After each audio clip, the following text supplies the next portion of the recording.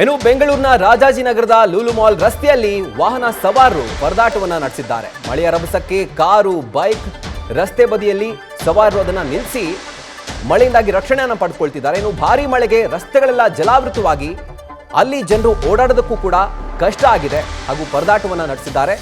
ರಾಜಾಜಿನಗರದ Lulu mall ಬಳಿ ಇರುವಂತಹ ಒಂದು ಪರಿಸ್ಥಿತಿಯನ್ನ ಈಗ ಸದ್ಯಕ್ಕೆ ನೀವು ಗಮನಿಸ್ತಾ ಇದ್ದೀರಿ. ಯಾವ ಥರ ಆಲ್ಮೋಸ್ಟ್ ಅಲ್ಲಿ 2 ವೀಲರ್ ಆಗಿರ್ಬೋದು ಅಥವಾ 4 ವೀಲರ್ ಆಗಿರ್ಬೋದು ನೀರಿನಲ್ಲಿ ರಸ್ತೆಯಲ್ಲಿ ನೀರು ತುಂಬಿಕೊಂಡಿರೋದ್ರಿಂದ ಯಾವ ಥರ ಪಕ್ಕಕ್ಕೆ ಪಾರ್ಕ್ ಮಾಡಿ ನೀರು ಹೋದ್ಮೇಲೆ ನಾವು ವಾಹನ ತೆಗೆಯೋಣಪ್ಪ, ಗಾಡಿ ತೆಗೆಯೋಣ ಅಂತ ಹೇಳಿ ವಾಹನ ಸವಾರರು ಆ ಮಳೆ ನೀರು ಕಡಿಮೆ ಆಗೋದಕ್ಕೆ ಕಾಯ್ತಾ ಇದ್ದಾರೆ. ಇದು ರಾಜಾಜಿನಗರದ ಲೂಲು ಮಾಲ್ ಬಳಿ ಇರುವಂತಹ ಎಕ್ಸ್ಕ್ಲೂಸಿವ್ ದೃಶ್ಯಾವಳಿಗಳು. ಅಲ್ಲಿ ಈಗ ಸದ್ಯದ ಪರಿಸ್ಥಿತಿ ಯಾವ ಥರ ಇದೆ ಅಂತ ದೃಶ್ಯಾವಳಿಗಳ ಮೂಲಕ ನೀವು ನ್ಯೂಸ್ ಫಸ್ಟ್ನಲ್ಲಿ ಗಮನಿಸ್ತಾ ಇದ್ದೀರಿ. ರಾಜಧಾನಿ ಬೆಂಗಳೂರಿನಲ್ಲಿ ಅನೇಕ ಭಾಗಗಳಲ್ಲಿ ಇದೇ ಥರದ ಒಂದು ಪರಿಸ್ಥಿತಿ.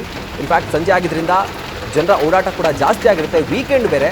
ಹಾಗಾಗಿ ಯಾರ್ಯಾರ ಮನೆಯಿಂದ ಹೊರಗಡೆ ಬಂದಿದ್ದಾರೋ ಅವರೆಲ್ಲರಿಗೂ ಕೂಡ ಇದೀಗ ವರುಣದೇವ ಬಿಗ್ ಶಾಕನ್ನು ಕೊಟ್ಟಿದ್ದಾನೆ. ಯಾಕಂದರೆ ಭಾರಿ ಮಳೆ ಆಗ್ತಿರೋದ್ರಿಂದ, ಗಾಳಿ ಗುಡುಗು ಸಹಿತ ಭಾರಿ ಮಳೆ ಆಗ್ತಿರೋದ್ರಿಂದ ಬೆಂಗಳೂರಿನ ರಾಜಧಾನಿಯ ಜನರು ಈಗ ಮಳೆಯಲ್ಲಿ ಸಿಕ್ಕಾಕೊಂಡು ಪರದಾಡ್ತಿದ್ದಾರೆ.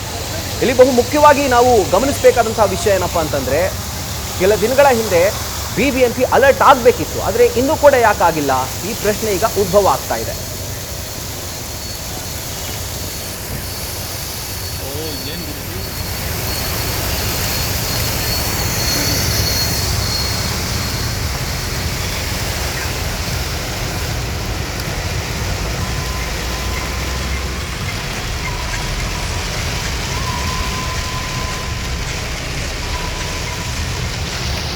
ಸ್ವಲ್ಪ ಮುಂದೆ ಏನು